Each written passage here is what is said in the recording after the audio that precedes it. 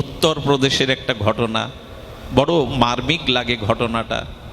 ইনি ছিলেন সহজ সরল পাটনি, খেয়া পারাপার করেন, সহায় সম্পত্তি বলে ভিটে বাড়িও নাই, ছাপুড়ি বেঁধে রয়েছেন, কিন্তু বড় সরল। আর ছোটবেলা থেকে তার বিশ্বাস আমার রাম আছে, আমার রঘুপতি রামচন্দ্র আমার আছে, আর কেউ না থাকলে আমার রাম আছে।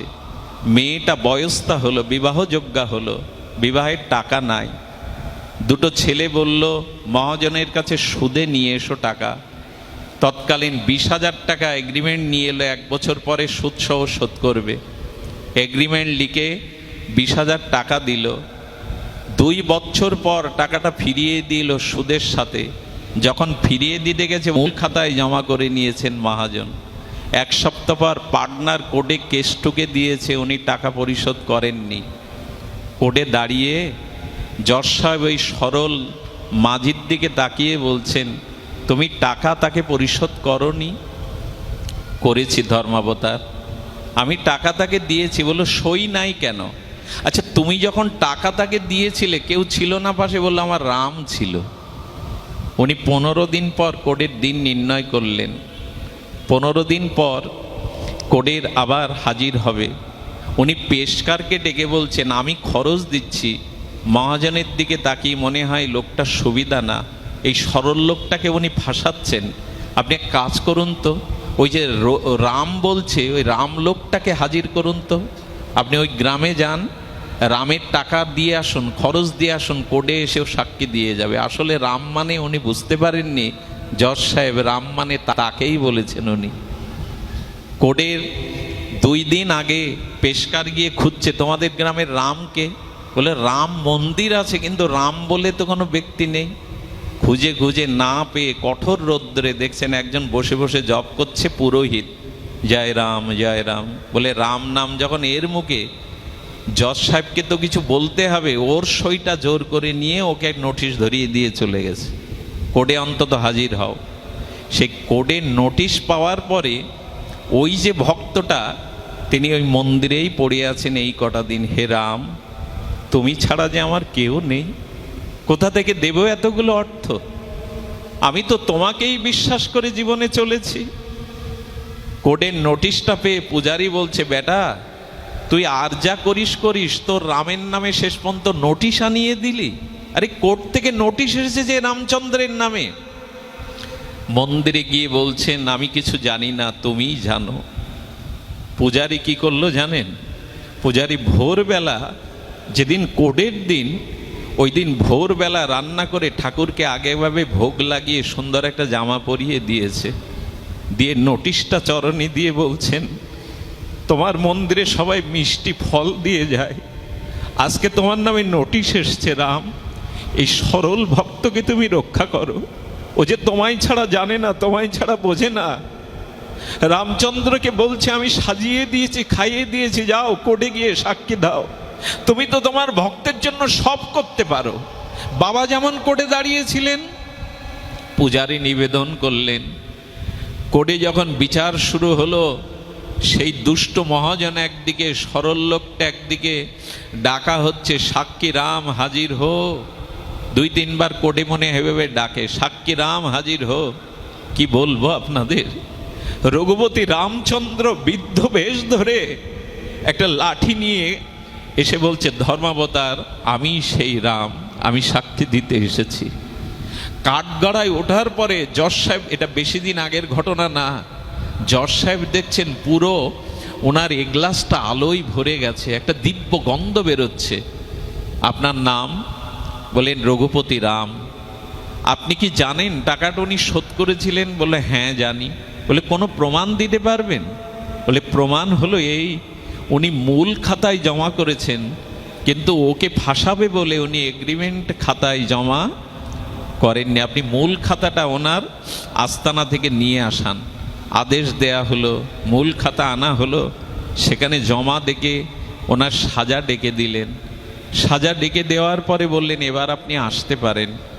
ওকে যখন বিচার থেকে খালাস দিলেন, সঙ্গে সঙ্গে জজ সাহেব বলছেন পেশকারকে, তুমি যার সই এনেছিলে সাক্ষী, এই সেই রাম? ধর্মাবতার ক্ষমা করবেন, আমি কোনো ব্যক্তি রামকে সেদিন পাইনি, এক ব্যক্তির হাতে নোটিশটা ধরিয়ে দিয়েছিলাম। বলে ওই ব্যক্তিকে ডাকো। তাকে ডেকে বলছেন, আচ্ছা তুমি যে রামের কথা বলছো সে কি এই রাম ধর্মাবতার? আমি জানি না, আমি জানি একমাত্র সীতাপতি কৌশল্যানন্দন আমার প্রভু রামকে। আমার সারা জীবনে তিনি ছাড়া অন্য কেউ নেই। আমি তো তাকেই বলেছিলাম। বলে যে সাক্ষী দিয়ে গেল, বললো তাকে আমি চিনি না, তবে এইটুকু বিশ্বাস আসে আমার প্রভু আমাকে রক্ষা করবেন। রাত্রে ওনার স্ত্রীকে বলছেন, আমি ভগবানকে কাঠগড়ায় তুললাম না তো, আমি রঘুপতি রামকে কাঠগড়ায় তুললাম না তো। ভোরবেলা যশ স্বপ্নে দেখছেন স্বয়ং রাম বলছেন, হ্যাঁ রে, আমি গিয়েছিলাম তোমার কোডে আমার ভক্ত রক্ষার জন্য, আমি রঘুপতি রাম। ওই দিনই পাটনার কোডে এসে উনি রিজাইন দেন, বৃন্দাবনে চলে যান। আর বৃন্দাবনে তার নাম হয় সাধু যশ। যশ সাধু বলে তাকে সবাই ডাকতো, যশ সাধু, যশ সাধু। তাকে বলা হলো যশগিরি ছেড়ে দিয়ে কেন এলেন? বললেন, সারা বিশ্বের যিনি জীবের কর্মের সাক্ষী স্বরূপ ভগবান, আমি তাকে কাঠগড়ায় পর্যন্ত তুলেছি। যে ভক্তের জন্য ভগবান কাঠগড়ায় ওঠে, যার বিচারের জন্য আমি কলম ধরি মনে করেছি, আজ থেকে আমি তারই চরণে দাস হব, যে ভক্ত রক্ষার জন্য কাঠগড়ায়ও দাঁড় হতে সাক্ষী স্বরূপ হয়ে আসতে পারে। এটা ভগবানই পারেন, এটি ভগবানই পারেন। এজন্য শুধু অনুষ্ঠান নয়, শুধু অনুষ্ঠান নয়, এ জীবনে সব থেকে বড় প্রাপ্তি হলো, আমি শুরু করেছিলাম যে বাণী দিয়ে ভগবানের চরণে সমর্পণ। যদি ভগবানের চরণে সমর্পিত হতে পারেন তবে দায়ভার তার, তবে দায়িত্ব ভগবানের। এইটুকু বলবো, মৃত্যুর সময় হাত ধরবার কেউ নেই গো।